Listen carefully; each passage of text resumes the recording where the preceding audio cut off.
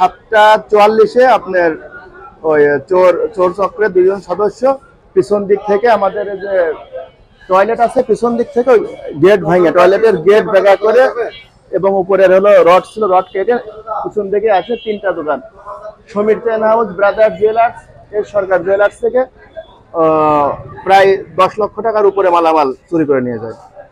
সবচেয়ে বেশি ক্ষতি হয়েছে ব্রাদার জুয়েলার্স, ওনার প্রায় 5 লক্ষ টাকার উপরে সোনার গহনা ছিল, সোনার হাট ছিল, এগুলা বাইর করে নিয়ে গেছে। আমার দোকানের সামনে যা যা ছিল আমার ডয়ারের ভিতরে চাঁদি টাদি সব ছিল, তো ওইগুলা সবকিছু ভেঙে চুরে সবকিছু নিয়ে, আর ওই পাশে ওদেরও ছিল যা ছিল, ওদের গোল্ডও ছিল, আমার গোল্ড ছিল না, তো আমার চাঁদি যা যা ছিল মোটামুটি সবই নিয়ে গেছে। 300 ভরি তো ছিলই আনুমানিক। এখন বর্তমান বাজার মূল্য হিসাব করতে গেলে আপনার 8.5 লাখ 9 লাখ টাকা তো মিনিমাম হবে। মানে প্রশাসনের কাছে দৃষ্টি আকর্ষণ করছি, খুব দ্রুততম ওরা আইনের আওতায় আসে। 70 ভরি প্লাস রূপা নিয়ে যায়, আমার ডয়ের ভাঙে 2.5 ভরি স্বর্ণের মানে কাজের সোনা নিয়ে যায়।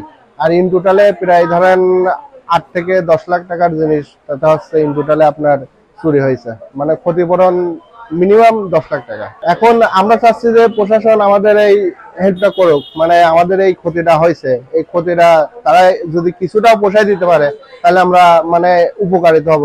তথ্য পেয়েছি যে এখানে চুরির একটা ঘটনা ঘটেছে, আমরা সাথে সাথে আমরা ঘটনাস্থলে এসেছি এবং আমাদের কাছে কিছু ক্লু আমরা পেয়েছি যেটাকে নিয়ে আমরা কাজ করতে পারবো এবং যেসব চোর এইসব এই আজকের এই চুরিটা সংঘটিত হয়েছে এখানে কিছু দোকান থেকে স্বর্ণ এবং রৌপ্য চুরি হয়েছে, আমরা সেগুলো উদ্ধারের আমরা চেষ্টা করছি এবং আমাদের যে ক্লু আমরা পেয়েছি সেই ক্লু দিয়ে আমরা চোরকে শনাক্ত করে আইনের আওতায় আনতে পারবো বলে আমাদের বিশ্বাস।